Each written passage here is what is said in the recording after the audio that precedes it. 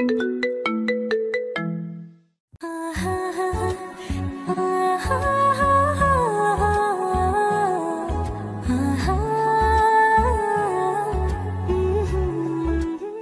হলো প্রিন্সিপাল স্যারের মেয়ে। জানি না কেন অনেক ভালো লাগে মেয়েটাকে। আস্তে আস্তে সম্পর্কে জড়িয়ে গেলাম দুজন। এটা প্রিন্সিপাল স্যারও জানে। তারপর মিমকে তার বাসায় নামিয়ে দিয়ে আমি চলে গেলাম আমার বাসায়। খাওয়া দাওয়া করে দিলাম, একটা ঘুম। সন্ধ্যায় উঠে দেখি মায়া ফোন দিয়ে রেখেছে কয়েকটা। ফোনটা সাইলেন্ট ছিল, তাই সজাগ পাইনি। ফোনটা হাতে নিয়ে কল ব্যাক করলাম। ফোন রিসিভ করার পর মায়া বলল, একটা অনুষ্ঠানে জিতে তোর ভাব তো দেখি আকাশে উঠে গেছে। ঘুমাইলে সবাই আকাশে উড়ে, কি বলবি বল। আর ফোন দিয়েছিস কেন?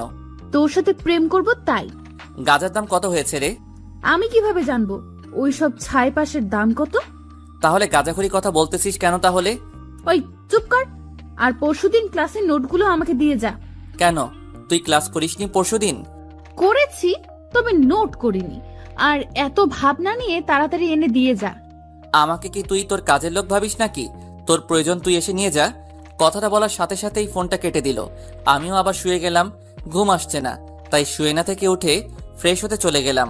হালকা নাস্তা করে পড়ার টেবিলে বসে পড়তে লাগলাম। কিছুক্ষণ পর হঠাৎ কেউ মাথায় থাপ্পড় দিল। তাকিয়ে দেখি মায়া। আমাকে বলল, কি রে, ফোনে কি বলছিলি? কখন? একটু আগে যে বললি আমি কি তোর গোলাম নাকি, কথাটা তো ভুল কি বলেছি? তোর লাগলে তুই এসে নিয়ে যা। আমি কেন দিতে যাব? আমার কি ঠেকা পড়ে আছে নাকি? সময় আসলে দেখবি কে কার গোলাম হয়।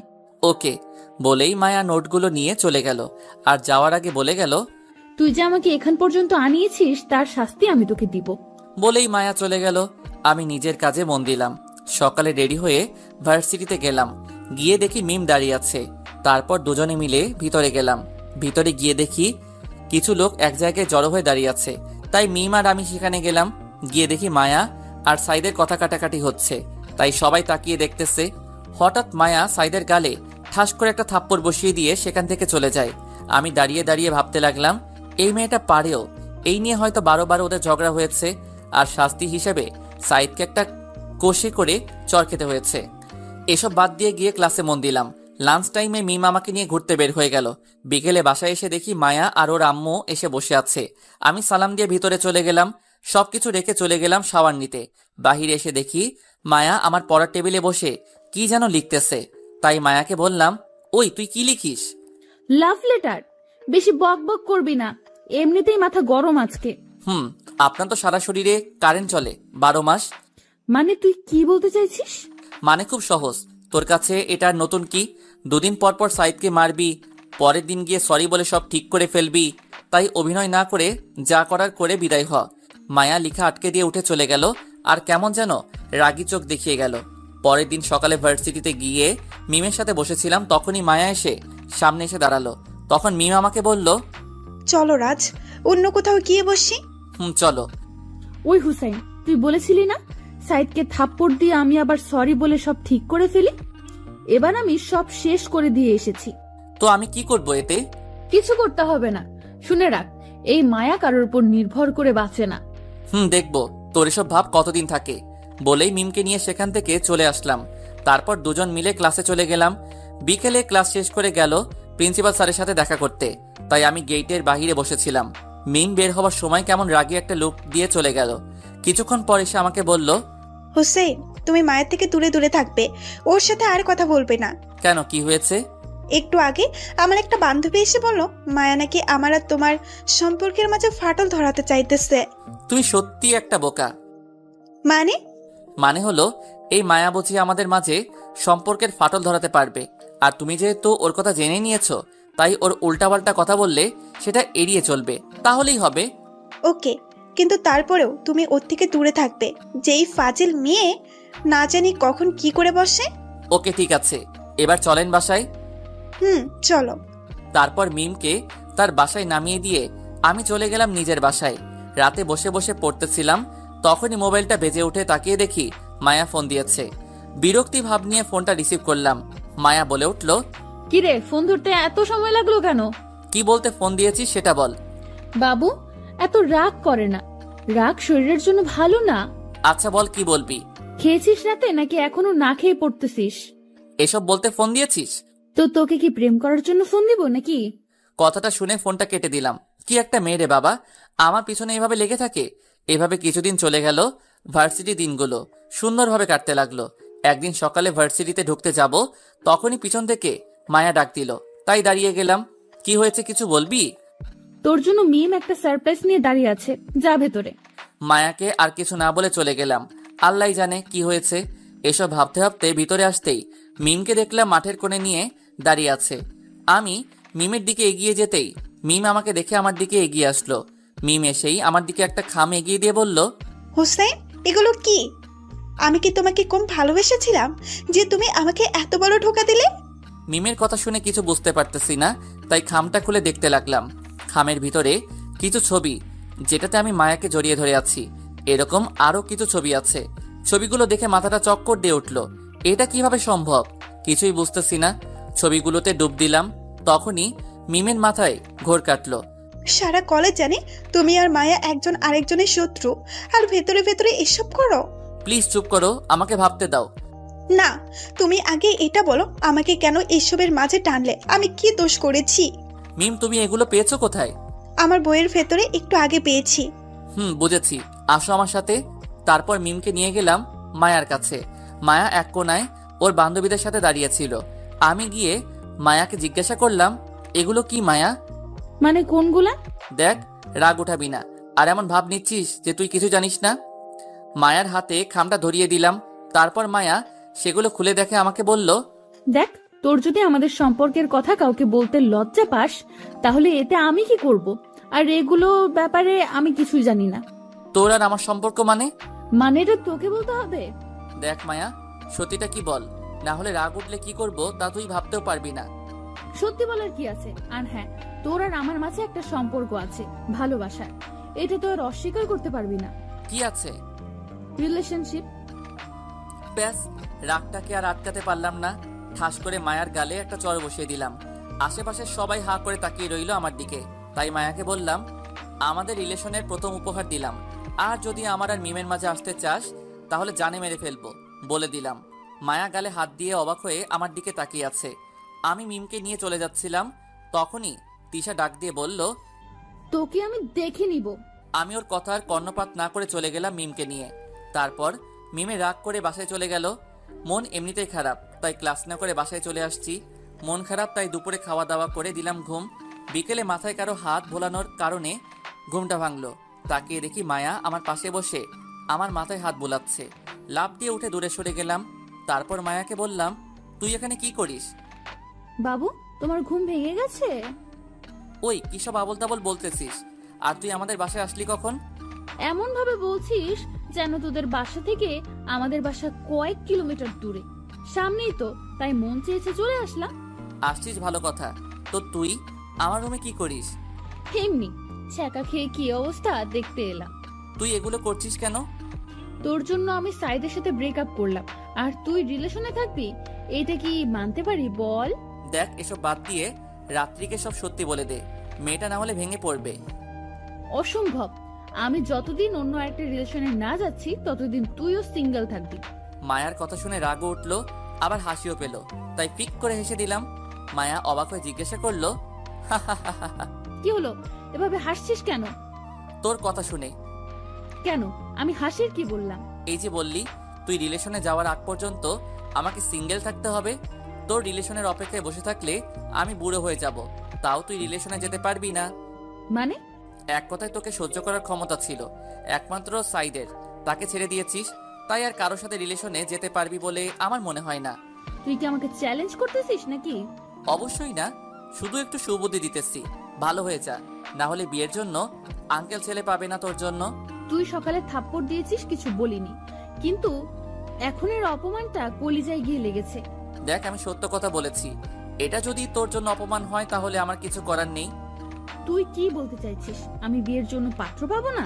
পাত্র পাবি, তোকে চিনে এমন পাত্র পাবি না, কারণ যারা তোকে চিনে বা স্বভাব সম্পর্কে জানে তারা কখনোই তোকে বিয়ে করবে না। ওকে, আমি আজকে তোকে চ্যালেঞ্জ করে গেলাম, আমি এমন কাউকে বিয়ে করব যে কিনা আমাকে একদম কাছ থেকে চিনে, সেটা যেভাবেই হোক। ওকে, আমিও দেখবো। ওকে, আর হ্যাঁ, মিমের সাথে সম্পর্কের কথাটা ভুলে যা। এমন বিষ ঢেলেছি যে সে তোর দিকে তাকালে থুতু ফেলবে। মিমের সাথে খারাপ কিছু করলে বা বলে থাকলে আমি যে তোর কি অবস্থা করবো তা তুই ভাবতেও পারবি না। আমাকে যে সকালে চট দিয়েছিস তার ফল, আর অপমানের ফলটা বাকির খাতে তুলে রাখলাম। বলেই মায়া চলে গেল। আমি মোবাইলটা হাতে নিয়ে দেখি মিমের একটাও কল নেই। অন্য সময় তো কল দিয়ে পাগল করে ফেলতো, তাহলে আজকে একটাও দেয় নাই। তাই উঠে ফ্রেশ হয়ে বেরিয়ে গেলাম। মিমকে ফোন দিয়ে পার্কে আসতে বললাম। মিম আসতে রাজি না, অবশেষে অনেক কষ্টে রাজি করালাম। পার্কে গিয়ে মিমের জন্য অপেক্ষা করতে লাগলাম। কিছুক্ষণ পর খেয়াল করলাম মিম আসতেছে। কিছুটা কাছে আসতেই দেখি মিমের চোখগুলোতে পানি জমে আছে। তাই আমি উঠে মিমের কাছে গিয়ে জিজ্ঞাসা করলাম, কি হয়েছে মিম, তোমাকে এমন দেখাচ্ছে কেন? কিছু না, বলো কি বলতে ডেকেছো? আমার হাতে সময় খুব কম। এমন ভাবে বলছো কেন? আগে তো কখনো এমন ভাবে কথা বলনি। আচ্ছা বলো কি বলবে। আগে এটা বলো, তোমার চোখে পানি কেন? এমনি ধুলো পড়েছে তাই। আমাকে অবহেলা করতেছো তুমি? আচ্ছা যা বলার বলো, বাসায় কেউই নেই তাই তাড়াতাড়ি ফিরতে হবে। আসলে মায়া যা বলেছে বা দেখিয়েছে তা সম্পূর্ণ মিথ্যা। আমার আর মায়ার মাঝে এমন কিছুই নেই, আর হবেও না। মিম কিছুক্ষণ চুপ থেকে কি যেন ভাবতে লাগলো, তাই আবার বললাম, প্লিজ মিম, তুমি মায়ার কথা বিশ্বাস করো না। ওই মেয়েটা আমাদের আলাদা করার জন্য এসব বলতেছে। মিম আমার দিকে কিছুক্ষণ মায়াবী দৃষ্টিতে তাকিয়ে থেকে বলল, মায়ার সাথে নাকি তোমার বিয়ে ঠিক হয়ে আছে ছোটবেলা থেকেই। কি? কে বলেছে এই ফাউল কথাটা তোমাকে? মায়া একটু আগেই ফোন করে বলল তোমাকে আমার সাথে ওর বিয়ে ঠিক হয়ে আছে, আর তোমাদের মাঝে নাকি অনেকবার ফিজিক্যাল রিলেশনও হয়েছে। কথাটা শুনে মাথায় আগুন ধরে গেল। মেয়েটা এত নিচে নামতে পারে যা বলার মতো না। তাই মিমকে বললাম, মিম, কিছুদিন আগে তুমি আমাকে বলেছিলে না মায়া আমাদের মাঝে ফাটল ধরাতে চায়? এখন মায়া সেটাই করতেছে। আর তুমি জানো না মায়া জিতার জন্য যে কোনো কিছু করতে পারে বা বলতে পারে। তুমি আগে আমার প্রশ্নের উত্তর দাও, মায়া যা বলেছে সেগুলো কি সত্যি নাকি মিথ্যা? সবগুলো কথা মিথ্যা, আর ওই ছবিগুলো ছিল এডিট করা। তোমাকে বোকা বানিয়ে সে এখন মজা নিচ্ছে। মায়া আসলেই একটা খারাপ মেয়ে। বলেই মিম আমাকে জড়িয়ে ধরলো। আমিও মিমকে জড়িয়ে ধরলাম। তারপর মিমকে বললাম, মিম, তুমি কি আমাকে সত্যি ভালোবাসো? কেন, সন্দেহ আছে নাকি? না, আসলে তুমি এত সহজে ভুল বুঝে ফেলেছো আমাকে, যার কারণে অনেক কষ্ট পেয়েছি আমি। মায়া এমন ভাবে বলেছিল, আমি তো ভয় পেয়ে গিয়েছিলাম। আচ্ছা চলো এখন মায়ের সাথে একটু মজা নেওয়া যাক। মানে কি করবে তুমি? দেখতে থাকো। বলেই ফোনটা পকেট থেকে বের করে মায়াকে ভিডিও কল দিলাম। মায়া রিসিভ করে আমাকে বলল, কিরে, এই সময় ফোন দিয়েছিস? মুখটা একটু ভার করে ফেললাম আর হালকা কাদো কাদো ভাব নিয়ে বললাম, ওই তুই মিমকে কি এমন বলেছিস যে সে আমাকে থাপ্পড় দিয়ে চলে গিয়েছে? কিছু মন্ত্র পড়েছি, তাতেই কাজ হয়ে গিয়েছে। আচ্ছা, তোর কি মনে হয় তুই হালকা একটু বা বেশি মন্ত্র পড়লে আমার আর মিমের মাঝে ফাটল ধরাতে পারবি? এই দেখ। বলেই মিমকে টান দিয়ে আমার কাছে আনলাম আর কপালে একটা চুমু এঁকে দিলাম। ব্যাস, মায়া যা বোঝার বুঝে গিয়েছে। মায়া আর কিছু না বলে টুক করে ফোনটা কেটে দিয়েছে। এদিকে আমি আর মিম হাসতে হাসতে শেষ। মিমকে বাসায় নামিয়ে দিয়ে এসে খাওয়া দাওয়া করে দিলাম একটা ঘুম। পরের দিন ভার্সিটিতে যেতেই দেখি মায়া এক কোণে দাঁড়িয়ে আছে। তাই আমি মায়ার সামনে গিয়ে দাঁড়িয়ে বললাম, এইভাবে মন খারাপ করে দাঁড়িয়ে আছিস কেন?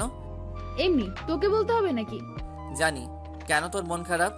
যা তো, ফালতু বলিস না। আরে রাগ করিস না, আর যা পারিস না তা করতে গেলে এমনই হয়। আর তুই কিভাবে ভাবলি আমাদেরকে আলাদা করতে পারবি? মায়া এবার কিছু না বলে মুচকি হাসি হেসে দিল আর আমার দিকে খারাপ একটা লুক নিয়ে তাকালো। তাই বললাম, এভাবে তাকিয়েছিস কেন? না, এমনি। আর দেখি তোদের সম্পর্ক কতদিন ভালো থাকে। একবারে শরম হয়নি তোর, নাকি আরো পেতে চাস? বাবু, সেটা সময় বলে দিবে। বলেই মায়া চলে গেল আর আমি দাঁড়িয়ে রইলাম ওইখানেই। তারপর হঠাৎ পিছন থেকে কেউ কাঁধে হাত রাখে। তাকিয়ে দেখি মিম। আমাকে বলল, হুসেন তুমি এখানে দাঁড়িয়ে আছো কেন? এমনি, চলো ক্লাসে যাই। তারপর মিমকে নিয়ে ক্লাসে চলে গেলাম। তবে মায়া আবার কি করে তা নিয়ে টেনশনে পড়ে গেলাম। যাক, যা হওয়ার তা দেখা যাবে। দুপুরে মিম চলে আসলো। ক্লাস না করে আমি বিকেলে ক্লাস শেষ করে মিমকে নিয়ে একটু ঘুরতে গেলাম মনটা হালকা করার জন্য। তবে মায়ার সেই ভিলেনের মতো হাসিটা ভাবাচ্ছে আমাকে, কি না কি করে নিয়ে টেনশনে আছি। তখনই মিম আমাকে বলল, হুসেন কি এত ভাবতেছো তুমি? না, আসলে সকালে। তারপর মিমকে সব বললাম। তাই একটু চিন্তা হচ্ছে, ও যেই মেয়ে না জানে কি করে বসে। আরে এ নিয়ে চিন্তা করো না, ও আর আমাকে ভুল বোঝাতে পারবে না। তুমি আরামে গিয়ে ঘুমিয়ে থাকো। এবার যদি আমাকে ভুল বুঝো তাহলে তোমার সাথে আর কখনোই কথাই বলবো না আমি। ওকে, আর তুমি ওই পেতনিটার থেকে দূরে থাকবে। ওকে। আর মায়া কিছু বললে আগে আমাকে জানাবেন, না জানিয়ে আবার মুখ ফুলে বসে থাকেন না আবার। তুমি মায়াকে বলে দিবে আমার সাথে যেন কথা বলতে না আসে। ওকে, আর কিছু বলতে হবে? আর আমাদের দেখে যেন হিংসা না করে। ওলে পাগলি, সব বলে দিব এখন, ঠিক আছে? ওকে এখানে নিয়ে আসলে কেন? তোমাকে কিডন্যাপ করব বলে। শয়তান। চলো একটু হাঁটি, তারপর না হয় যা বাসায় চলে যাব। চলো। কিছুক্ষণ পর হঠাৎ ফোনটা বেজে উঠলো। তাকিয়ে দেখি আব্বু ফোন দিয়েছে, তাই রিসিভ করলাম। কিরে, কোথায় তুই? এই তো একটু বাহিরে, বাসায় আসবো একটু পরে। তাড়াতাড়ি আয়, কাজ আছে একটু। ওকে, আসতেছি বলেই ফোনটা কেটে দিলাম। তখনই মিম আমাকে বলল, বাসায় যেতে বলেছি নাকি? ওকে চলো, আজকে বাসায় চলে যাই, পরে আরেকদিন আসবো। ওকে চলো। তারপর মিমকে তার বাসায় নামিয়ে দিয়ে আমি চলে গেলাম আমার বাসায়। কলিং বেল দিতেই ছোট বোন এসে দরজা খুলে দিল। ভিতরে যেতেই অবাক হয়ে গেলাম, কারণ ভিতরে মায়া, আঙ্কেল, আন্টি সহ আমাদের পরিবারের সবাই বসে আছে। আজকে তো অনুষ্ঠান বা এমন কোনো বিশেষ দিন নেই, তাহলে সবাই একসাথে বসে এই বাড়িতে। মায়ের দিকে তাকিয়ে দেখি ম্যাডাম আমাকে দেখে লজ্জা পাচ্ছে, এমন ভাব করতেছে। আমি অবাক হব নাকি? সবাই এখানে কেন এটা ভাববো, এটাই বুঝতেছি না। তখনই আব্বু বলল, কিরে, দাঁড়িয়ে দাঁড়িয়ে কি ভাবতেছিস? যা গিয়ে মায়ার ওখানে গিয়ে বস। কোনো কিছু না ভেবে মায়ার পাশে বসে গেলাম। আস্তে করে মায়াকে জিজ্ঞেস করলাম, কিরে তোরা এখানে কেন সবাই? চুপচাপ বসে থাক, সব জানতে পারবি কেন আমরা এখানে। আমি আর কিছু না বলে চুপচাপ বসে রয়েছি। কিছুক্ষণ পর আঙ্কেল বলে উঠল, এবার বল, কবে ওদের বিয়ের দিনটা ঠিক করলে ভালো হয়? ওদের যেহেতু পরীক্ষাটা এগিয়ে এসেছে, তো পরীক্ষা শেষ হোক, তারপরে একদিন ধরে বিয়ে দিয়ে দিব। ওকে, তাহলে পরীক্ষাটা শেষ হোক। ওনাদের কথা আমার মাথার উপর দিয়ে যাচ্ছে, তাই মায়াকে আবার জিজ্ঞাসা করলাম, কার বিয়ের কথা চলতেছে? আমরা চলে গেলে সেটা তোর আব্বুকে জিজ্ঞেস করিস, তাহলেই হবে। মেজাজটাই খারাপ করে দিল, তাই আর কিছু না বলে বসে রইলাম চুপচাপ। কিছুক্ষণ পর মায়া এরা সবাই চলে গেল। তখনই আব্বুকে জিজ্ঞাসা করলাম, কার বিয়ে নিয়ে কথা বলছো তোমরা? কার আবার? তোর বিয়ে নিয়ে। কি? তোর আর মায়া আপুর বিয়ে নিয়েই তো কথা হলো এতক্ষণ। আব্বু আম্মু, তোমাদের কি মাথা খারাপ হয়ে গিয়েছে নাকি যে আমি ওই মেয়েকে বিয়ে করব? আমাদের মাথা ঠিক আছে বলেই তোর বিয়ে মায়ের সাথে ঠিক করেছি। আমি কোনোদিনও মায়াকে বিয়ে করব না। তোরা তো একজন আরেকজনকে ভালোবাসিস, তাহলে বিয়ে করতে সমস্যা কোথায়? মায়াকে যে আমি ভালোবাসি এটা কে বলেছে তোমাদের? কেন, মায়া তো বললো তোরা নাকি একজন আরেকজনকে ভালোবাসিস অনেক আগে থেকে। ওই মেয়েটা পাগল হয়ে গিয়েছে, আর আমি অন্য আরেকজনকে ভালোবাসি, তাই মায়া প্রতিশোধ নিতে এটা করতেছে। তুই আবার কাকে ভালোবাসিস? তারপর মোবাইল থেকে মিমের ছবিটা বের করে সবাইকে দেখালাম। তারপর মিমের সম্পর্কে সব বললাম। তখন আব্বু বলল, আচ্ছা, আমি মায়ের আব্বুর সাথে কথা বলে দেখি। আর হ্যাঁ, এই মায়া নামের মেয়েটাকে বউ করার স্বপ্ন ভুলে যাও। বলেই ভিতরে চলে গেলাম নিজের রুমে। রাগে মাথাটা গজগজ করতে লাগলো। এসব ফাউল চিন্তা বাদ দিয়ে চলে গেলাম ফ্রেশ হতে। ফ্রেশ হয়ে বের হতেই দেখি মোবাইলে কল আসতেছে। তাকিয়ে দেখি মায়ার ফোন, তাই বিরক্তি নিয়ে ফোন করলাম। মায়া বলল, ধাক্কাটা সামলাতে পেরেছিস তো, নাকি আবার অজ্ঞান হয়ে গিয়েছিস? জি, সামলেও নিয়েছি, আর তোর ব্যাপারে সব বলেও দিয়েছি। আর তারা এবার আঙ্কেলের সাথে কথা বলে তোর অভিনয় সমাপ্ত করে দিবে, চিন্তা করিস না। মায়া চুপ হয়ে গেল আমার কথা শুনে। বুঝলাম টেনশনে পড়ে গেছে মেয়েটা, তাই আবার বললাম, কিরে এবার তুই ধাক্কা খেলি নাকি? তবে দেখি কি করা যায়। দেখ মায়া, এসব সিরিয়াস বিষয় নিয়ে পাগলামি বন্ধ কর, না হলে খুব খারাপ হবে বলে দিলাম। খারাপ যাই হোক, বিয়ে তো আমি তোকেই করব। রাগে মাথাটা ফেটে যাচ্ছে, তাই ফোনটা কেটে দিলাম। কিছু না বলে চুপচাপ বসে রইলাম। রাতে খাওয়া দাওয়া করে দিলাম একটা ঘুম। সকালে ফ্রেশ হয়ে নাস্তা শেষ করে ভার্সিটিতে গেলাম। ভিতরে যেতেই মায়া সামনে এসে দাঁড়ালো। আমি পাশ দিয়ে চলে যাওয়ার সময় মায়া বলে উঠল, এভাবে কতদিন পাশ কাটিয়ে চলে যাবি? কিছুদিন পর তো আমার হাতের মুঠোয় আসতে হবে। আমি কোনো কথা না বলে ক্লাসে গিয়ে মাথা নিচু করে বসে রইলাম। ক্লাস শুরু হতে অনেক টাইম বাকি, তাই ক্লাসে কেউ নেই, তাই মায়ার কথাগুলো ভাবতেছি। তখনই কাঁধে কারো হাতের ছোঁয়া পেলাম। তাকিয়ে দেখি মিম। কি হয়েছে? এভাবে মন খারাপ করে বসে আছো কেন? কিছু না বলে মিমকে জড়িয়ে ধরলাম। চোখ দিয়ে পানি চলে আসলো আপনা আপনি। জানি না চোখের পানিটা কেন এসেছে। মিম হয়তো কিছুটা অবাক হয়েছে আমার এমন আচরণে, তাও মিম জিজ্ঞাসা করলো, হোসেন কি হয়েছে আমাকে বলো। কালকে বাসায় গিয়ে দেখি। তারপর মিমকে সব বললাম। এখন কি করব নিজেই বুঝতেছি না। আচ্ছা, তোমার আপু যেহেতু বলেছে কথা বলবে, সেহেতু দেখো কি হয়। মিম তুমি জানো না মায়া যে করেই হোক এটা করে ছাড়বে। ওর মতো মেয়ে পারে না এমন কোনো কাজ নেই। হারে কিচ্ছু হবে না, দেখে নিও। তাই যেন হয়। আমরা কথা বলছিলাম, তখনই মিম ক্লাসে ঢুকে আর আমাকে মিমকে জড়িয়ে ধরা দেখে বলে, বাহ, ক্লাসকে কি তোমরা পার্ক বানিয়ে ফেলবে নাকি? মায়া, তুমি কি শুরু করেছো এটা? আমি আবার কি করলাম? যা করার তা তো তোমরা করতেছো। মায়া, তুমি হুসাইনের বাসায় বিয়ের প্রপোজাল পাঠিয়েছো কেন? আমার মন চেয়েছে তাই। তুমিও পাঠাও। আমি কি না করেছি নাকি? তুমি আর কাউকে পেলে না হুসাইনকে ছাড়া? নাকি হিংসে হয় আমাদের সম্পর্ক দেখে? আমি রাগী, তবে হিংসুটে না। আর হোসেনকে ভালো লেগেছে তাই বিয়ে করতেছি, হিংসা করে নয়। বলেই মায়া রুম থেকে চলে গেল। মিম এসে আমার পাশে বসে আমার মাথায় হাত বুলিয়ে দিতে লাগলো। বিকেলে ক্লাস শেষ করে আমি মিমকে তার বাসায় নামিয়ে দিয়ে চলে আসলাম নিজের বাসায়। বাসাতে আসতেই দেখি সবাই মুখটা ভার করে বসে আছে, তাই জিজ্ঞাসা করলাম, কি হয়েছে? সবাই এভাবে মুখটা ভার করে বসে আছো কেন? মায়ের আব্বুকে ফোন দিয়েছিলাম। তো উনি কি বলল? বলল সে নাকি মায়ের সাথে কথা বলেছে, আর মায়া নাকি তোকে ছাড়া অন্য কাউকে বিয়ে করবে না, আর তোকে না পেলে সে সুইসাইড করবে। সে মারা গেলে আমি কি করব? মারা যাবে না বেঁচে থাকবে সেটা সম্পূর্ণ মায়ের ব্যাপার। এখানে আমি কি করতে পারি? তবে মায়াকে আমি বিয়ে করব না, এটা শিওর। কি বলিস এসব? একটা মেয়েকে এভাবে মরতে দিব আমরা? আর তুই জানিস না ওর বাবা আমাদের কত বড় উপকার করেছে? উপকার করেছে ভালো কথা, তার জন্য কি আমি তার মেয়েকে বিয়ে করব নাকি? আর আমি যে অন্য আরেকজনকে পছন্দ করি এটা জেনেও কেন আমার পিছনে পড়ে আছে? দেখ, বিয়ের আগে এমন সম্পর্ক সবারই থাকে। তুই বরং ওই মেয়েটাকে ভুলে যাওয়ার চেষ্টা কর, তাতেই ভালো। আব্বু, তোমাদের কিভাবে বোঝাবো আমি? আঙ্কেলকে বলে দিও আমি এই বিয়ে করব না, মানে করব না। প্লিজ বাবা, একবার ভেবে দেখ। আব্বুকে থামিয়ে দিয়ে আমি বললাম, আঙ্কেলকে বলে দিও সে যদি বিয়ে নিয়ে আর একটা পাও বাড়ায় তাহলে তার মেয়েকে মরতে হবে। না, আমি নিজে সুইসাইড করব, তাহলেই দেখবে সব শান্তি হয়ে গিয়েছে। কথাটা শুনে সবার চোখ মুখ বড় বড় হয়ে গিয়েছে। আমি সেদিকে খেয়াল না করে নিজের রুমে চলে আসলাম। রাতে খাওয়া দাওয়া করে আবার রুমে এসে বসে রইলাম। তখনই মিম কল দিল। তারপর মিমকে সব খুলে বললাম। মিম তারপর কিছুক্ষণ কথা বলে ফোনটা রেখে দিলাম। তারপর কিছুক্ষণ পড়ালেখা করে শুয়ে গেলাম। চোখে লেগে আসতেছিল, তখনই ফোনটা বেজে উঠল। তাকিয়ে দেখি মায়া। রাগটা মাথায় উঠে গেল আবার মায়া নামটা দেখে। একরকম বিরক্ত নিয়ে রিসিভ করে জিজ্ঞাসা করলাম, কি হয়েছে? ফোন দিয়েছিস কেন এত রাতে? তোর সাথে কথা বলতে মন চাইতেছিল তাই। কেন, ফোন দিতে পারি না নাকি? দেখ, কাজের কিছু বলা থাকলে বল, না হলে ফোনটা রেখে দিব।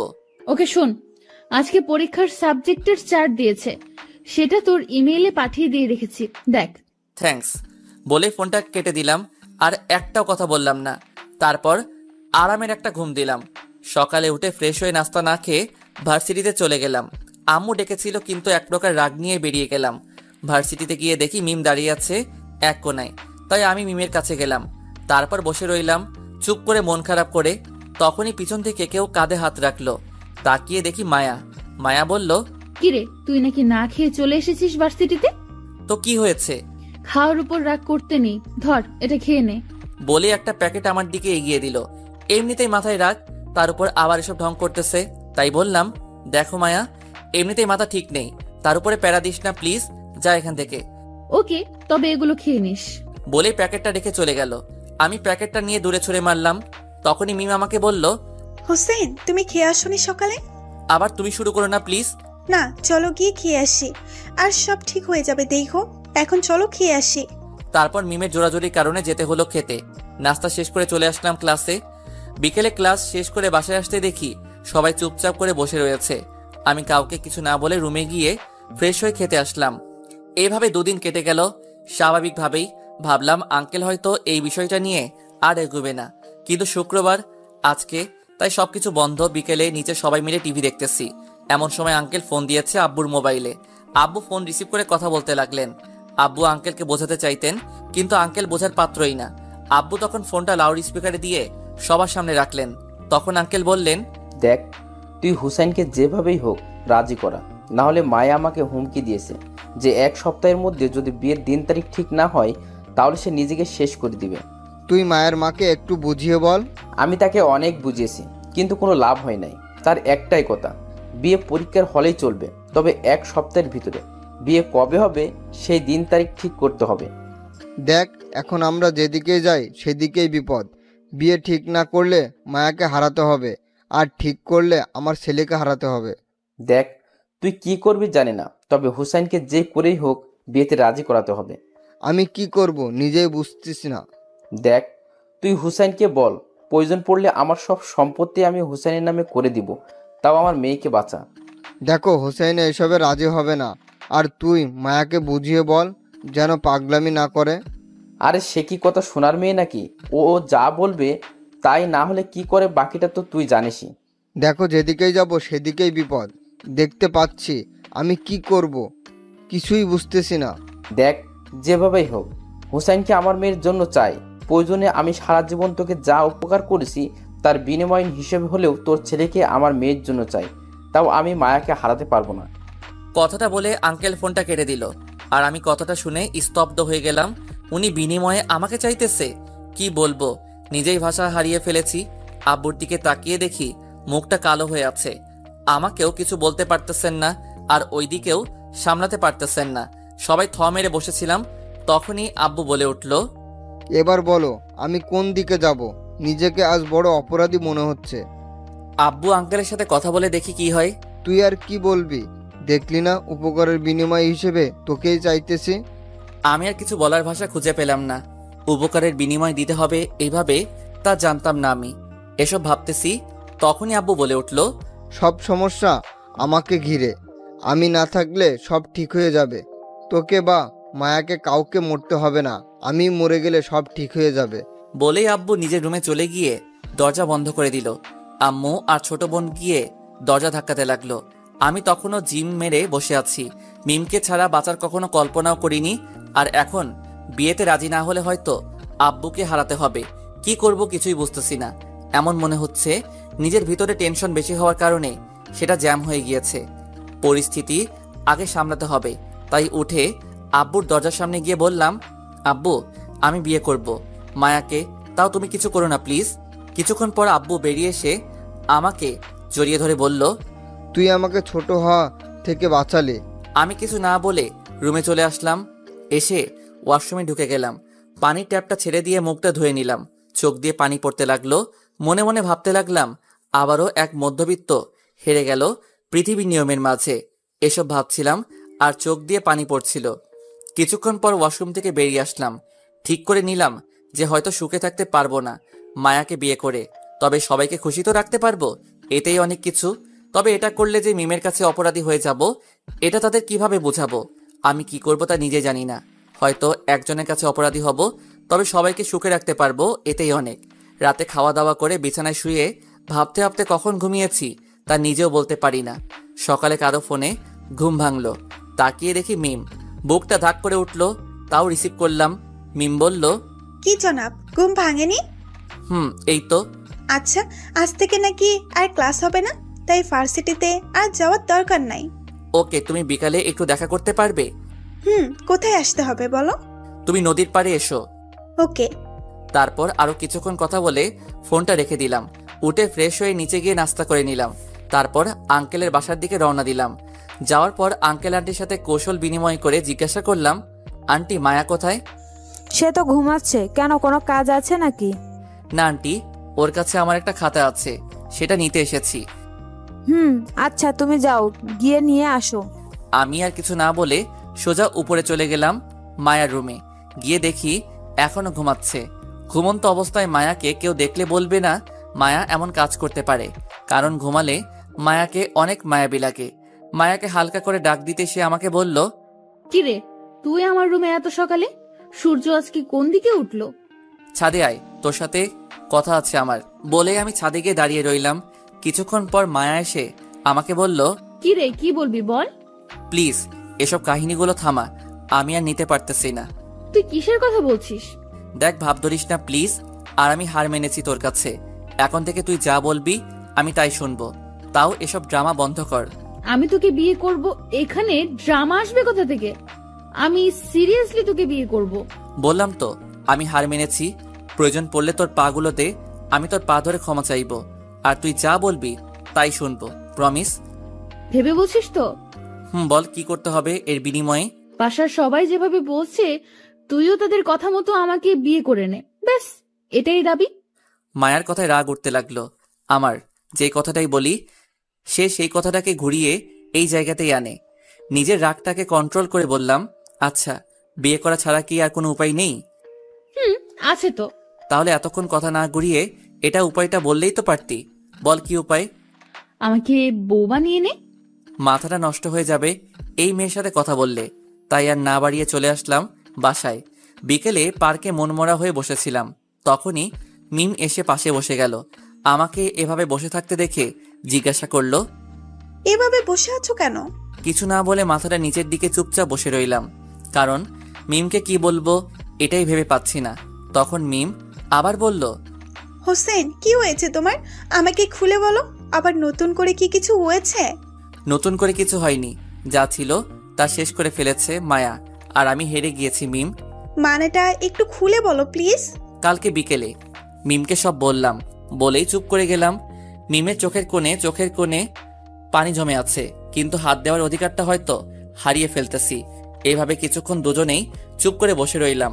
তখনই মিম আমাকে বলল, হোসেন তুমি আমাকে ভুলে যেতে চেষ্টা করো, তাতেই ভালো। কারণ তোমাকে এমন জায়গায় এনে দাঁড় করিয়েছে যে তোমাকে হয়তো আমাকে না হয় তোমার বাবার সম্মান আর জীবনটা একটা বেছে নিতে হবে। তাই তোমার জন্য ভালো হবে আমায় ভুলে যাওয়া। আমি অশ্রু চোখে মিমের দিকে তাকালাম। মিম তার নজর সরিয়ে নিল। হয়তো নজর মিলাতে মিম নিজেকে সামলে রাখতে পারবে না, তাই নজর নামিয়ে ফেলেছে। মিম জানো, আমি এমন একটা জায়গায় এসে দাঁড়িয়েছি, এখন সামনে পিছনে যেদিকেই যাই কারো না কারো কাছে অপরাধী হতে হবে। হোসেন তুমি নিজেকে সামনের দিকে নিয়ে যাও, আর আমি কিছু মনে করব না। তুমি মায়াকে বিয়ে করে নাও, তাহলে তুমি অনেক খুশি হবে। সান্ত্বনা দিতেছো? মিম আমাকে কিছু না বলে চুপচাপ বসে রইল। মিমের পাশে বসে থাকতে পারতেছি না, নিজেকে কেমন অপরাধী মনে হচ্ছে নিজেকে। তখনই মিম বলল, চলো বাসায় যাই, এমনিতেই অনেক রাত হয়ে যাচ্ছে, আর আমরা একসাথে থাকতে পারবো না বলে কি হয়েছে? আমরা তো ভালো ফ্রেন্ড হয়ে থাকতে পারি নাকি? জানি না তোমাকে হারিয়ে খোদার উপরে রাগ করব, নাকি এত সুন্দর জীবনটা নষ্ট করে দেওয়ার জন্য তাকে দোষ দিব, এটাই বুঝতেছি না। হয়েছে, এবার চলো বাসায় যাই। তারপর আর কিছু না বলে মিমকে তার বাসায় নামিয়ে দিয়ে আমি বাসায় চলে আসলাম। জানি না আজকে কি হারিয়েছি, তবে নিজের জীবনের সব থেকে দামি জিনিস হারিয়েছি এটা বুঝতে পারতেছি। তবে মায়ার উপর প্রচুর রাগ হলো। তার দরকার বিনিময় ভালোবাসা, তাই তাকে বিনিময়ের ভালোবাসাই দিব। কখনো মনে জায়গা করতে পারবে না। মায়াকে বিনিময় সবকিছু দিব, তার সাথে আমার সম্পর্ক থাকবে শুধু উপকারের বিনিময়ে ভালোবাসা।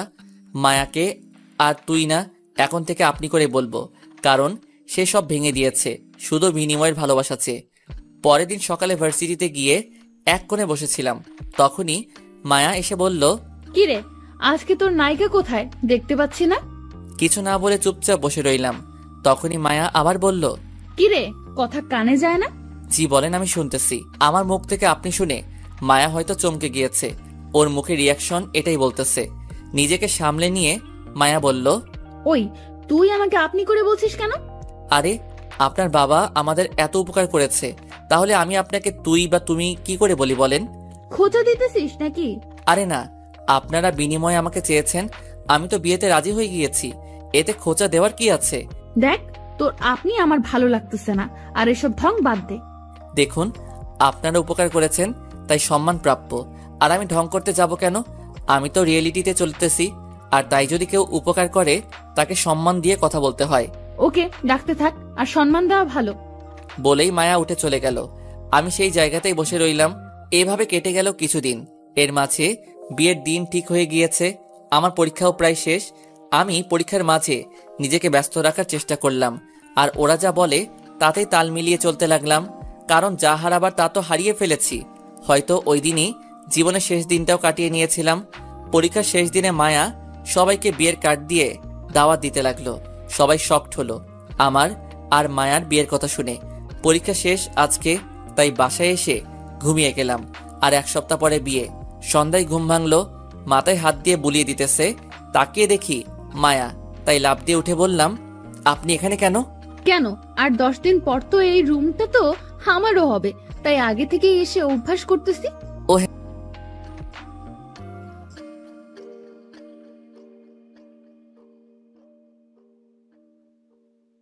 না বলে চুপচাপ শুয়ে গেলাম, কারণ জীবনের একটাই লক্ষ্য এখন, তার বিনিময় কিভাবে পূরণ করব। এভাবে কেটে গেল আরো 9 দিন। সবকিছুই ঠিকঠাক চলতেছিল, বিয়েটাও হয়ে গেল আজকে। সবাই মুখে হাসি, আমিও হাসতেছি, তবে সেটা মন থেকে নয়, সবাইকে খুশি রাখার জন্য। মায়াকে নিয়ে বাসায় আসতে আসতে গভীর রাত হয়ে গিয়েছে। সবাই মায়াকে নিয়ে পড়ে আছে, তাই আমি বাহিরে গিয়ে বসে রইলাম। রাতে বাহিরে বসে চাঁদের দিকে তাকিয়েছিলাম, তখনই আব্বু কাঁধে হাত রাখলো। আমি বললাম, আব্বু কিছু বলবে? তোকে অনেক কষ্ট দিয়ে ফেলেছি না রে। আরে ধর, কি যে বলো না, তোমার সম্মান বাঁচাতে নিজেকে কোরবানি করে দিতে পারি, এটা আর কি। আচ্ছা যা, অনেক রাত হয়ে গেছে, এখন রুমে যা। বলেই সেখান থেকে সোজা রুমে চলে আসলাম। দরজা লাগিয়ে ওয়াশরুমে চলে গেলাম। ফ্রেশ হয়ে এসে দেখি মায়া নতুন বউয়ের মতো খাটে বসে আছে, তাই গিয়ে জিজ্ঞাসা করলাম, আপনার কি সেবা লাগবে বললে ভালো হতো। মায়া এবার চট করে ঘুমটা খুলে আমার দিকে রাগী চোখে তাকিয়ে বলল, নতুন বউয়ের সাথে কি করতে হয় তা জানিস না? জি, বলে দিলে ভালো হতো। নিজের ভিতরের ফিলিংস থেকে যা আসে তা থেকে কর, এটাও কি বলে দিতে হবে? সরি, আসলে ভিতরের ফিলিংস শব্দটা মারা গিয়েছে, তাই কি করতে হবে বলে দিলে ভালো হয়। মায়া অবাক হয়ে কিছুক্ষণ তাকিয়ে রইল, হয়তো ভাবতেছে এমন ছেলেটা কবে বদলে গেল। কিছুক্ষণ পর আমাকে বলল, কিছু করতে হবে না, এসে শুয়ে পড়। জি ঠিক আছে, বলেই গিয়ে খাটের একপাশে শুয়ে গেলাম। মায়া চলে গেল ফ্রেশ হতে। কিছুক্ষণ পর ফ্রেশ হয়ে এসে মায়া আমার বুকে মাথা রাখলো। আমি চুপচাপ মরার মতো পড়ে রইলাম। তখন মায়া বলল, আমাকে জড়িয়ে ধর। আমি কোনো কথা না বলে জড়িয়ে ধরলাম। তারপর মায়া চুপচাপ ঘুমিয়ে গেল। আমার চোখে ঘুম নেই, শুধু একটা কথাই মাথায় নাড়া দিতেছে। সবার মন রাখতে গিয়ে একজনের মন ভেঙে দিলাম আমি। এই অপরাধের ক্ষমা কোথায় থেকে পাবো? আর মায়ার ফিলিংসের কথা বলছে, সে নিজে জানে না ফিলিংসগুলো শুধু একজনকে ঘিরে, আর সেই হারিয়ে গেছে আমার জীবন থেকে। এসব হাজারো চিন্তা করতে লাগলাম, আর চোখ দিয়ে সমানে পানি পড়তে লাগলো। কখন যে সকাল হয়ে গেল নিজেও জানি না। হঠাৎ মায়ার বুকের মাঝে নড়াচড়া দিয়ে উঠল। বুঝলাম মায়ার ঘুম ভাঙতেছে। আমি হাত দিয়ে চোখের পানিগুলো মুছে ঘুমের ভান ধরে চোখটা বন্ধ করে নিলাম। মায়া উঠেই নিজেকে আমার থেকে ছাড়িয়ে নিল। তারপর হঠাৎ করে আমি নিজের গালে নরম ঠোঁটের ছোঁয়া অনুভব করলাম। তারপর মায়া চলে গেল। আমি তাকিয়ে দেখি ওয়াশরুমে চলে গিয়েছে ফ্রেশ হতে। কিছুক্ষণ পর ফিরে এসে আসার শব্দ পেলাম, তাই আবার চোখ বন্ধ করে শুয়ে রইলাম। কিছুক্ষণ পর মায়া আমাকে ডাক দিল। ঘুম ভেঙেছে এমন একটা ভাব নিয়ে তাকালাম। তখনই মায়া বলল, তুই রাতের বেলায় ঘুমের মধ্যে কিস করলি কেন আমাকে? মায়ার কথা শুনে আমি টাসকি খেয়ে এলাম। কাল রাতে আমি ঘুমালাম কখন? নাকি মায়া ভাব নেওয়ার জন্য বলেছে? এসব ভাবতেছি তখন মায়া আবার বলল, কিরে, উত্তর দিচ্ছিস না কেন? সরি, আসলে ঘুমের মধ্যে মানুষ কি করে তা তো বলতে পারে না, তাই ভুল করে হয়ে গিয়েছে, মাফ করে দিবেন প্লিজ। ওকে, যা উঠে ফ্রেশ হয়ে আয়। ওকে বলেই উঠে চলে গেলাম ফ্রেশ হতে। ফ্রেশ হয়ে এসে রেডি হবার পর মায়া আর আম্মুকে নিয়ে নাস্তা করতে গেলাম। আমি চুপচাপ গিয়ে নাস্তা করতে বসে গেলাম। ওইদিকে মায়াকে নিয়ে সবাই মজা করতেছে। এসব কেমন যেন বিরক্ত লাগতেছে, তাই হালকা কিছু খেয়ে রুমে চলে আসলাম। কিছুতেই ভালো লাগতেছে না। আমার পিছন পিছন মায়াও রুমে আসলো। এসে আমাকে বলল, রুমে চলে আসলি কেন? আসলে ভালো লাগতেছিল না, তাই চলে আসছি। কেন, কোনো সমস্যা হয়েছে নাকি? সবাই কেমন করে যেন তাকিয়ে দেখতেছিল তোর চলে আসার দিকে। ও তো এখন কি করতে হবে বলেন? আমার সাথে বাহিরে আয়, আর সবার সাথে হাসি মুখে কথাবার্তা বলবি। ওকে, এই হাসিটা চলবে? তোরে হাসি দিতে বলছি, দাঁত বের করে দেখাতে বলি নাই। আর এমন ভাবে হাসি দিতেছিস যেন হাসি দিতে কষ্ট হইতেছে তোর। আসলে এর চেয়ে সুন্দর হাসি আমি দিতে পারি না। কেন, আগে যে মিমের সাথে বসে বসে হাসতি, ওইগুলো কোথায় এখন? ওই যার নামটা বলেছেন তার সাথে মাটি চাপা পড়ে গেছে হাসিগুলো। আমার কথা শুনে মায়া চুপ হয়ে গেল। কিছু বলতে গিয়েও থেমে গেল। তারপর বলল, আয় বাইরে যাই, রুমে ভালো লাগতেছে না। চলেন। তারপর মায়াকে নিয়ে বাহিরে গেলাম। সবার সাথে কথা বলতে লাগলাম। বিকেলে রেস্ট করতে রুমে এসে শুয়েছিলাম, তখনই মায়া রুমে আসলো। তারপর ফ্রেশ হতে চলে গেল। ফ্রেশ হয়ে এসে দরজা লাগিয়ে দিয়ে এসে আবার বুকে শুয়ে গেল। আমি আগের মতোই শুয়েছিলাম। তখন মায়া বলল, আচ্ছা হুসেন, এখন তো স্বামী স্ত্রী, তাই না? কাজী সাহেব বলেছিল, কালকে শুনেছি। তুই কি এখনো আমাকে মেনে নিতে পারিসনি? তোর কি বলেন এসব? আমি তো ওই দিন আপনাকে মেনে নিয়েছি, যেদিন আপনার আব্বু বিনিময় চেয়েছিল। হুসেন প্লিজ, পেছনে সবকিছু ভুলে যা, এখন এসব মনে রেখে লাভ নেই। ওকে, ভুলে গেলাম। এই তো ভালো ছেলে। তো এখন বল, আমাকে ভালোবাসিস কিনা? ভালোবাসাটা কি জানতে পারলে খুব ভালো হতো। দেখ হুসেন, আমি মানতেছি যে আমি তোকে জোর করে বিয়ে করেছি, কিন্তু এখন তো সবকিছু মেনে নিয়েছি, তুইও মেনে নে, তাতেই ভালো। ওকে। আচ্ছা হুসেন, তুই কি এখনো ওই মিমকে ভালোবাসিস? দেখুন, এসব বিষয় জানার আপনার কোনো অধিকার নেই। তার চেয়ে ভালো আপনার কি উপকার করতে পারি এটা বলেন। আমি নিজের সবটুকু দিয়ে চেষ্টা করব সেটা পূরণ করার। কথাগুলো বলতে বলতে চোখের কোণ দিয়ে টপ টপ করে 2 ফোঁটা পানি ঝরে গেল। তাড়াতাড়ি করে মুছে ফেললাম। মায়া আমার কথা শুনে আর কিছু না বলে চুপচাপ শুয়ে রইল। আমি মনে মনে ভাবতে লাগলাম, এখন কেমন লাগে মায়া? আমিও ওই দিন এমনভাবে কষ্ট পেয়েছিলাম যা হয়তো তুমি আজকে ফিল করতেছো। মায়া বললে হয়তো আমি তার সাথে সেক্স করতে, আমি তাও করব, তবে তা বিনিময় হিসেবে ভালোবেসে না। কারণ আমি মাটি দিয়ে দিয়েছি আমার মন আর বাকি সবকিছু মিমে চলে যাওয়ার সাথে। এখন নিয়ম মতো রোবটের মতো নিজের দায়িত্ব পালন করে যাব। এটাই হয়তো বাকি জীবনে থাকবে। এসব ভাবতে ভাবতে কখন যে ঘুমিয়ে গেছি তা নিজেও জানি না। চোখ খুলল কারো ডাকে। তাকিয়ে দেখি মায়া মাথার পাশে বসে আছে। এবার আর ঘাবড়াইনি। মায়াকে বললাম, জি কিছু বলবেন অথবা কিছু করতে হবে আমাকে? জি, এখন উঠে নিচে খেতে আসেন, সবাই খেতে বসে আছে। ঘড়ির দিকে তাকিয়ে দেখি অনেকক্ষণ ঘুমিয়েছি, তাই উঠে ফ্রেশ হয়ে চলে গেলাম খেতে। খাওয়া দাওয়া করে আবার রুমে চলে আসলাম। এসে বসে রইলাম চুপচাপ। কি করব তাও ভেবে পাচ্ছি না। ভার্সিটি খোলা থাকলে এমনটা না করে এসব কাটিয়ে উঠতে পারতাম। এখন তো পুরো বেকার লাগতেছে নিজেকে। এসব ভাবতেছিলাম তখনই মায়া রুমে আসলো। এসে আমাকে বলল, কি রে, তোর শরীর ভালো না? জি ভালো, বলেন আপনার কিভাবে সেবা করতে পারি? ওই আমি তোরে বলছি আমার কিছু লাগবে না। তাহলে কথায় কথায় এটা বলিস কেন? বলেন আপনার কি সেবা করতে পারি? জি, নিজের কাজটা যদি ভুলে যাই আর আপনি যদি এতে কষ্ট পান, তাই দায়িত্ব নিয়ে নিজের কাজটা নিজে করি। মায়া আমার কথা শুনে কিছুক্ষণ ড্যাব ড্যাব করে তাকিয়ে রইল। তারপরে হঠাৎ ঠাস করে গালে একটা চড় বসিয়ে দিল। আমি বললাম, এতক্ষণে ভালো লাগতেছে আমার যে আপনাকে সেবা দিতে পেরেছি। মায়া আর কিছু না বলে ওয়াশরুমে চলে গেল।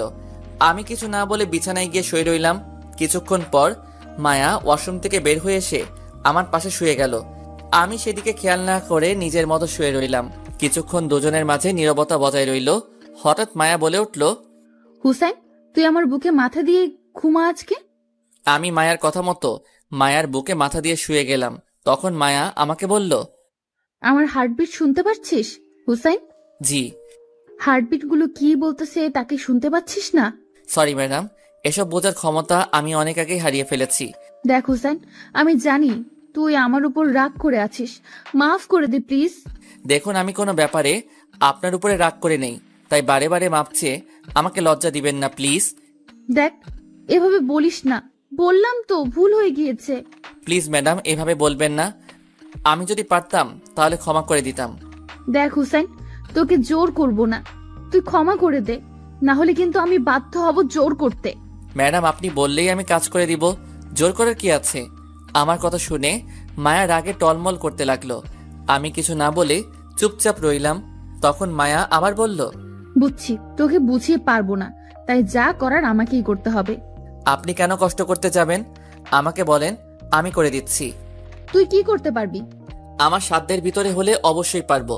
ওকে, ভালোবাসতে পারবি আমাকে? সরি ম্যাডাম, এটা আমার সাধ্যের অনেক বাহিরে, তাই পারবো না। আপনি চাইলে জীবন দিতে পারি, তবে ভালোবাসতে পারবো না। কথায় কথায় খুঁজে দেওয়াটা কোথা থেকে শিখেছিস? বলবি একটু, বলবি? সময়ের কাছ থেকে। আসলে সময় মানুষকে বদলে দেয় আর অনেক কিছু শিখিয়ে দেয়। মাঝে মাঝে পাথর সহ বানিয়ে দেয় একটা মানুষকে। হো, তাই এমন ভাবে কথা বলিস? আন্তরিকভাবে দুঃখিত আমি। আপনি যদি আমার কথায় কষ্ট পেয়ে থাকেন। আমার কথা শুনে মায়া ফিক করে হেসে দিল।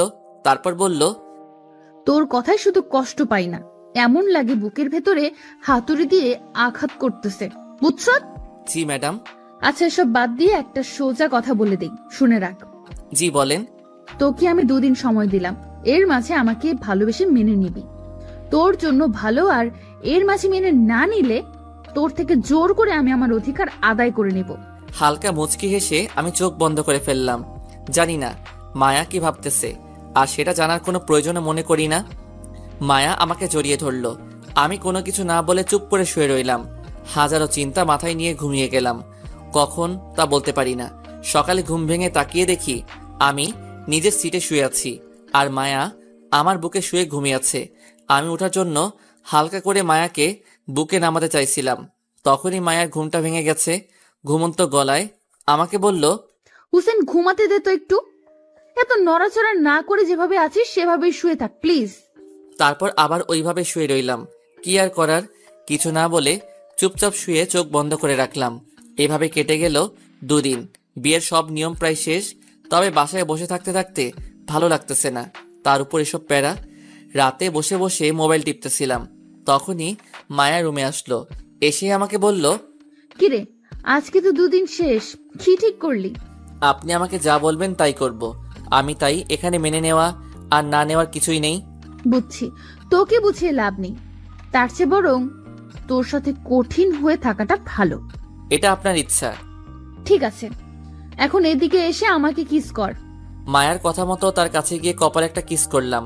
তখন মায়া রেগে বলল, ওই, তোরে কপালে কিস করতে বলেছিলাম আমি? সরি ম্যাডাম, আপনি স্থান উল্লেখ করেন নাই, তাই আমি কপালে করেছি। ওই, নিজের বউয়ের কপালে কিস করে কেউ? আর এটা বলে দেওয়া লাগে নাকি? বউ কথাটা শুনে নিজের অজান্তেই ফিক করে হেসে দিলাম আমি। মায়া আমার হাসি দেখে অবাক হয়ে তাকিয়ে রইল। তারপর নিজেকে সামলে নিয়ে বললাম, সরি ম্যাডাম, আসলে একটা কথা মনে পড়ায় হাসি পেয়ে গিয়েছিল। আমি বুঝেছি কেন হেসেছিস। থাক, তোকে কিছু করা লাগবো না, যা করার আমিই করতেছি। জি ম্যাডাম। কথাটা বলতে না বলতেই মায়া আমার ঠোঁটগুলোকে সে নিজের ঠোঁট দিয়ে দখল করে নিল। তারপরে কিছুটা স্কিপ করে যাওয়াই ভালো, তবে মন থেকে একটু হয়নি, যা হয়েছে সব বিনিময় থেকে করেছি। সকালে ঘুম থেকে উঠে দেখি মায়া এখনো ঘুমাচ্ছে, তাই উঠে চলে গেলাম ফ্রেশ হতে। শেষ বিকেলে রুমে বসেছিলাম, তখনই মায়া রুমে আসলো। এসে বলল, হোসেন, চল বাইরে কোথাও গিয়ে ঘুরে আসি। জি বলেন, কোথায় যেতে চান? আমি নিয়ে যাচ্ছি। তুই আবার শুরু করে দিলি? রেডি হয়ে নে, ঘুরতে যাব, ব্যাস। তোকে কোথাও নিয়ে যাওয়া লাগবে না, আমি যাব, তুই শুধু সাথে থাকলেই হবে। ওকে। তারপর রেডি মায়ের সাথে বের হলাম। তখন মায়া আমাকে বলল, মুজিবনগর অনন্য পার্কে যাই। পার্কে নামটা শুনে হালকা অবাক হলাম, কারণ ওই পার্কে আমি আর মিম প্রায়ই বসে গল্প করতাম, আর ওই পার্কে হাজারো স্মৃতি জমা আছে। মায়া ওই পার্কে যেতে বলেছে কেন, এসব ভাবতেছিলাম। তখনই মায়া আবার বলল, কিরে, যাবি নাকি এখানেই বসে থাকবো সারাদিন? তারপর গাড়ি নিয়ে বেরিয়ে গেলাম বাসা থেকে। ওই পার্কে যেতে যেতে সন্ধ্যা হয়ে গিয়েছে। ভিতরে ঢুকে আমি মায়ার সাথে হাঁটতেছি আর মিমের সাথে বসে থাকা সেই জায়গাগুলো দেখতে লাগলাম। কেন জানি বুকের ভিতরে হালকা ব্যথা অনুভব করতে লাগলাম, আর চোখের কোণে হালকা হালকা পানি জমা হতে লাগলো। পানিগুলো মুছে হাঁটতে লাগলাম, কারণ এই পানিগুলোর কোনো মূল্য নেই পৃথিবীর কাছে, কারণ বেইমানি করে ফেলেছি তার সাথে। এখন অপরাধী হিসেবে বেঁচে আছি আমি। এসব ভাবতে ভাবতে আনমনে হাঁটতেছি। তখন মায়া ডাক দিয়ে বলল, কিরে, অতীতে চলে গেলি নাকি? আসলে শরীরটা ভালো লাগতেছে না। ও, আমি তো মনে করেছিলাম তুই মিমের কথা ভাবতেছিলি। আমি আর কিছুই বললাম না, চুপচাপ নির্বাক দর্শকের মতো কিছুক্ষণ কাটিয়ে আসলাম মায়ার সাথে। বাসায় এসে খাওয়া দাওয়া করে রুমে চলে আসলাম। খাওয়া দাওয়া শেষ করে আমি রুমে চলে আসলাম। মায়াও কিছুক্ষণ পর রুমে আসলো। এসেই আমার উপর শুয়ে বলল, তোকে নিয়ে ঘুরতে গিয়ে মজা নেই, মনে হয় একটা রোবট নিয়ে ঘুরতে বের হয়েছে। আমি কিছু না বলে চুপ করে শুয়ে রইলাম আর মায়ার কথাগুলো শুনতে লাগলাম। মায়ার এবার আমার সামনে উঠে দাঁড়িয়ে গেল। তারপর আমাকে বলল, আচ্ছা হুসাইন, আমরা হানিমুনে গেলে ভালো হবে বলতো? ম্যাডাম আমি কি বলবো বলেন, আপনি যেখানে যেতে চান আমিও সেখানেই যাব। আচ্ছা, তুই এমন করে কথা কেন বলিস বলতো? আচ্ছা বাদ দে সব, চল আমরা সিলেটে গিয়ে ঘুরে আসি। ওকে। মায়া চলে গেল ফ্রেশ হতে। কিছুক্ষণ পর আমার চোখটা লেগে আসলে ঘুমিয়ে গেলাম। সকালে ঘুম ভাঙলো মায়ার ডাকে। তাকিয়ে দেখি আমার পাশে বসে আছে। আমাকে সজাগ হতে দেখে বলল, কিরে, ঘুম ভেঙেছে? জি। আচ্ছা উঠে রেডি হয়ে নে তাড়াতাড়ি, আমাদের বাসায় একটু যেতে হবে, আব্বু ডেকেছে আমাদেরকে। ওকে। তারপর রেডি হতে চলে গেলাম। ফ্রেশ হয়ে নাস্তা করে মায়াকে নিয়ে ওদের বাসায় গেলাম। সবার সাথে কুশল বিনিময় করা শেষ হলে আঙ্কেল আমাদের নিয়ে তার অফিসে গেল। গিয়ে নিজের মতো করে বসে রইলাম। কিছুক্ষণ পর মায়া আমাকে বলল, তোকে এখানে আব্বু কেন নিয়ে এসেছে জানিস? না, কেন? আজকে আব্বু তার সব সম্পত্তি তোর আর আমার নামে লিখে দিবে। মায়ার কথা শুনে ফিক করে হেসে দিলাম। হাসি থামিয়ে রাখতে না পেরে হেসে দিয়েছি। মায়া অবাক হয়ে গেল আমাকে হাসতে দেখে। তারপর বলল, ওই, হাসতেছিস কেন? আপনারা সবাই পারেনও বটে। মানে? এখন একটা কথা মনে আসায় হেসে দিয়েছি। সরি অসময় হাসিটা দেওয়ার জন্য। ও, তা কি এমন কথা যা মনে পড়ে গেল এই সময়? ওই যে কথায় আছে না, জুতো মেরে গরু দান, এটা মনে পড়ে গিয়েছিল। হুসাইন, তুই এখানে শুরু হয়ে যাস না প্লিজ, বাসায় গিয়ে যা বলার বলিস। সরি ম্যাডাম, আমি তো মাত্র সত্যটা বললাম। তোরে নিয়ে আর পারি না সত্যি। বলেই মায়ের রুম থেকে বেরিয়ে চলে গেল। আমিও সেই আগের মতোই বসে রইলাম। দুপুরে মোটামুটি অনেক লোকজন এসে উপস্থিত হলো, আরও অনেক রকম আয়োজন। বিকেলে আমার আর মায়ার নামে আঙ্কেল তার সব সম্পত্তি করে দিল। আমি কিছু না বলে শুধু মায়ার পাশে দাঁড়িয়েছিলাম। সবকিছু শেষ করে সন্ধ্যা হয়ে গেল। বাসায় আসতে আসতে বাসায় এসে ফ্রেশ হতে চলে গেলাম। ফ্রেশ হয়ে বেরিয়ে দেখি মায়া খাটে শুয়ে আছে। আমাকে দেখে বলল, কি রে, কেমন গেল দিনটা? ভালো বলেই রেডি হতে লাগলাম, তখনই মায়া পেছন থেকে আমাকে জড়িয়ে ধরলো। আমি কিছু না বলে নিজের কাজ করতে ব্যস্ত। তখনই মায়া বলল, হুসেন তুই এমন করিস কেন? একটু ভালোভাবে কথা বললে কি হয়? সরি। আচ্ছা শোন, আর তো 1 মাস পরে রেজাল্ট দিবে, চল এই সময়টাতে হানিমুন শেষ করে আসি। ওকে। তাহলে 3 দিন পর আমরা যাব ঘুরতে, ঠিক আছে? মাথা নেড়ে হ্যাঁ বলে দিলাম। তারপর মায়া চলে গেল ফ্রেশ হতে। আমিও বসে বসে মোবাইল টিপতে লাগলাম। তারপর কেটে গেল এভাবে 1 মাস। এদিকে রেজাল্টও বেরিয়ে গিয়েছে, হানিমুন সহ বাকি সবকিছু শেষ করে ফেললাম। কিন্তু মায়ার সাথে সেই আগের মতোই আচরণ করি, একটু বদলাইনি। কারণ মায়া যা করেছে তা ক্ষমা করার না। তবে এটা ভেবে ভালো লাগতেছে যে কালকে ভার্সিটিতে গিয়ে মিমকে দেখতে পাবো। এসব ভাবতে ভাবতে ঘুমিয়ে গেলাম। সকালে উঠে ফ্রেশ হয়ে নাস্তা শেষ করে ভার্সিটির উদ্দেশ্যে বেরোতে যাব। তখনই মায়া পিছন থেকে ডাক দিয়ে বলল, আমাকে নিয়ে যাবি নাকি বউকে রেখেই চলে যাবি? আমি কিছু না বলে চুপচাপ দাঁড়িয়ে রইলাম। কিছুক্ষণ পর মায়া আসলে তাকে সাথে নিয়ে ভার্সিটিতে গেলাম। ভিতরে গিয়ে সবার সাথে কথা বলে চুপচাপ ক্লাসরুমে বসে রইলাম। কিছুক্ষণ পর ক্লাস শুরু হয়ে গেল, কিন্তু মিম এখনো আসেনি। বিকেলে ক্লাস শেষ করে গেটের কাছে দাঁড়িয়ে দেখতে লাগলাম মিম আসলে এসেছে কিনা, কিন্তু না, মিমকে দেখতে পাইনি। অবশেষে তিশাকে আসতে দেখে সেখান থেকে সরে গিয়ে একটু দূরে দাঁড়িয়ে রইলাম। তারপর মায়াকে নিয়ে বাসায় চলে আসলাম। মিমকে দেখতে না পেয়ে মনে একটা ভয় কাজ করতে লাগলো। তাও নিজেকে সান্ত্বনা দিয়ে বললাম, আজকে হয়তো আসেনি, কালকে আসবে। এসব ভাবতেছিলাম, তখনই মায়া বলল, কি রে, কি এত চিন্তা করতেছিস? না এমনি। ও আচ্ছা, ঘুমা। তারপর এসব ভাবতে ভাবতে ঘুমিয়ে গেলাম। সকালে উঠে ফ্রেশ হয়ে মায়াকে নিয়ে ভার্সিটিতে গেলাম। মায়া ভিতরে চলে গেল। আমি মাঠের এক কোণে দাঁড়িয়ে নীরবে দু চোখে মিমকে খুঁজতে লাগলাম, কিন্তু মিমের নাম গন্ধ নেই। কাউকে কিছু জিজ্ঞাসা করতে পারতেছি না, তাই নীরবেই চারপাশে দেখতে লাগলাম। হঠাৎ পিছন থেকে কাঁধে হাত রাখলো, তাই হালকা ঘাবড়ে গেলাম। পিছনে তাকিয়ে দেখি মায়া। আমাকে এভাবে ঘাবড়াতে দেখে মায়া বলল, আরে ভয় পাস না, আমি। কিছু বলবেন? তুই যাকে খুঁজতেছিস সে এই ভার্সিটিতে আর আসবে না। মানেটা হলো মিম ভার্সিটি থেকে টিসি নিয়ে চলে গিয়ে অন্য আরেক ভার্সিটিতে ভর্তি হয়েছে, তাই তাকে খুঁজে লাভ নেই। তো আমি কি করব? সে যা মন চাই করুক, তাতে আমার কি? বলে সেখান থেকে সোজা ভার্সিটির ভিতরে চলে এলাম। প্রচুর কান্না পাচ্ছে এখন কেন জানি, তাও সবকিছু চেপে গেলাম নিজের ভিতরে। আমার জন্য একটা মেয়েকে ভার্সিটি বদলে ফেলতে হলো। মায়ার উপর রাগটা বাড়তে লাগলো। ভিতরে পাথরটা আরো বড় হয়ে গেল। কিছু না বলে চুপচাপ বসে রইলাম। এমন লাগতেছে নিজের জীবনের মানেটা হারিয়ে ফেলেছি। কিভাবে পারলাম এটা করতে? এখন খোদার কাছে একটাই দোয়া, মরণটা যেন তাড়াতাড়ি হয়। নিজেকে নিজের ভিতর বন্দি করে নিয়েছি, কিভাবে পার করব এই অপরাধ বোধটা নিয়ে। এইভাবে চলতে লাগলো দিনগুলো। নিজেকে এখন অনেক শক্ত করে নিয়েছি। মায়া এখনো পারেনি আমার ভালোবাসা আদায় করতে। এইভাবে কেটে গেল 6 মাস। বিকেলে আমি ঘুমাচ্ছিলাম, তখনই মায়া এসে ডাকতে লাগলো। আঙ্কেল নাকি হঠাৎ অসুস্থ হয়ে গিয়েছে, তাই উঠে হসপিটালে গেলাম। শেষ রাতের দিকে আঙ্কেলের সাথে কথা বলার সুযোগ হয় সবার। আঙ্কেল সবার সাথে কথা বলে শেষে আমাকে আর মায়াকে তার কাছে ডেকে নিয়ে যায়। ভিতরে গিয়ে আঙ্কেলের পাশে বসতেই আঙ্কেল আমাকে বলল, হুসাইন, আমি যতদিন পর্যন্ত সুস্থ না হই ততদিন তুমি আমার অফিসটা সামলাও বাবা। আঙ্কেল, মায়া সবকিছু সামনে নিবে, আপনি চিন্তা করবেন না। দেখো, মায়া বা তুমি দুজনের একজন সামনে নিও, এতটুকুই। আর ভার্সিটির পড়া শেষ হলেই তোমাকে অফিসে বসতে হবে না, মনে রেখো। আমি কিছু না বলে চুপচাপ বসে রইলাম। তারপর আরো কিছুক্ষণ কথা বলে রুম থেকে বেরিয়ে আসলাম। তখন মায়া বলল, আমি মেয়ে হয়ে অফিস সামলাবো আর তুই কি করবি? দেখুন, আপনার আব্বুর অফিস, তাই আপনি সামলালেই ভালো হবে, না হলে পরে আবার।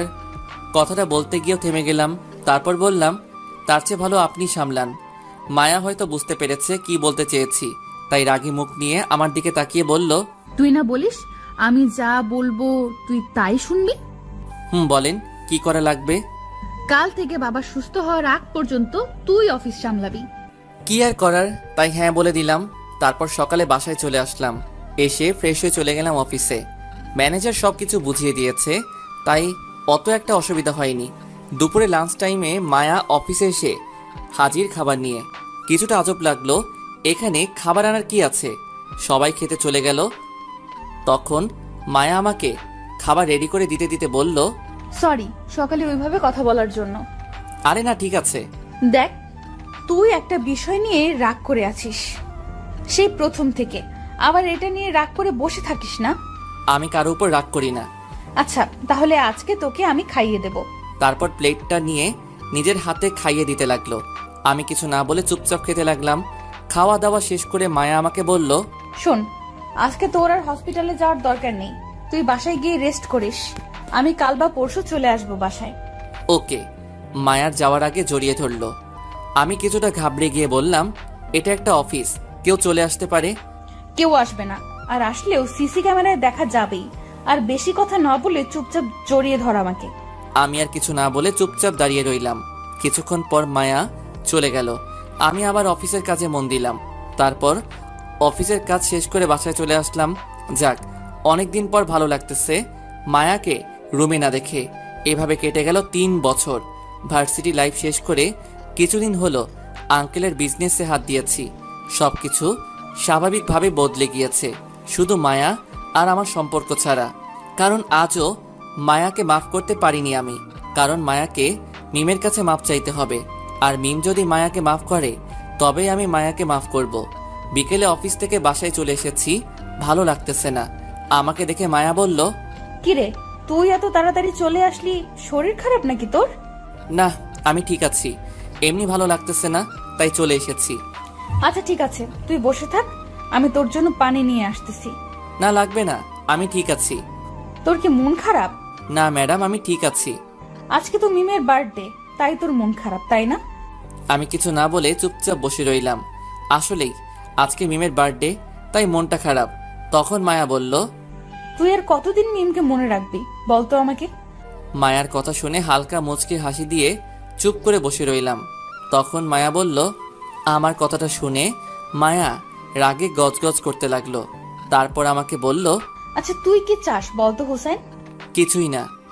হোসেন আমার দিকে তাকাতো একটু। বলেন।